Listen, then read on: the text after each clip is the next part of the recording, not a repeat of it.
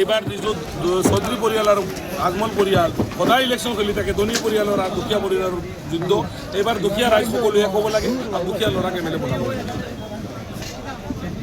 এইবাৰ ৰাইজে দেখুৱাই দিব আৰু 2006 চনত বদৰুদ্দিন আজমল চাহাবে কৈছিলে কংগ্ৰেছৰ পৰা টকা লওক আৰু ইউডিএফক ভোট দিয়ক। এইবাৰ মই ক'ম ইউডিএফৰ পৰা টকা লওক আৰু গৰীবৰ সন্তানক ভোট দিয়ক। আপোনালোকে দেখিছে কেনেকুৱা সঁহাৰি পাইছোঁ। অসম গণ পৰিষদত এটা বান্দা ভোট আছে, আপোনালোকে জানেই এজিপি বিজেপিৰ যিটো মিত্ৰজোঁটত 45,000 ভোট যিকেইটা আছে এতিয়ালৈকে হিলা নাই, কোনো মানুহ তাত যোৱা নাই। আৰু 45,000 ভোট এক শ্ৰেণীৰ বাবে যিহেতু এজিপিত কৰিব, বাকী ৰাইজে চৌধুৰীবাজাৰ অঞ্চলৰ ৰাইজ, বুঢ়াবাজাৰ অঞ্চলৰ ৰাইজ, আমবাৰীৰ ৰাইজ, নীলবাগানৰ ৰাইজ দুখীয়া মানুহৰ লগত আছে, দুখীয়া সন্তানৰ লগত আছে। অসম জাতীয় পৰিষদৰ এজন নেতা এতিয়ালৈকে এটা প্ৰশ্ন উত্থাপন কৰিছে সভাত যে আপোনালোকে নোলোৱা লাইট লৈ আপোনালোকে সভা কৰে।